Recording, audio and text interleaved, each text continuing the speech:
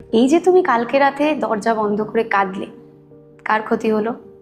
এই যে তুমি দিনের পর দিন না খেয়ে থাকো, অপেক্ষা করো, কার ক্ষতি হয়? এই যে তুমি ভাবো কেউ তোমাকে নিয়ে ভাবে না, সত্যি কি কেউ ভাবে না? আসলে আমরা শুধুমাত্র সেই মানুষগুলোর অ্যাটেনশন চাই যারা আমাদের পাত্তাই দেয় না। অথচ একবার বেরিয়ে দেখো, একবার ভালোভাবে চোখ বন্ধ করে ভেবে দেখো, কত কত মানুষ শুধু তোমাকে ভালোবাসে, তোমাকে অ্যাপ্রিসিয়েট করে, তোমাকে এগিয়ে যেতে দেখতে চায়। অথচ তুমি তাদেরকে নিয়ে ভাবোই না। রবি ঠাকুর হয়তো ঠিকই বলেছেন, যাহা চাই তাহা ভুল করে চাই, যাহা পাই তাহা চাই না।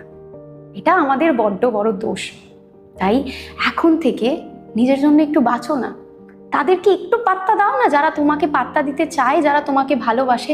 মনে রেখো, যাকে তুমি ভালোবাসো তার চেয়ে অনেক বেশি সেই মানুষটা তোমাকে ভালোবাসে।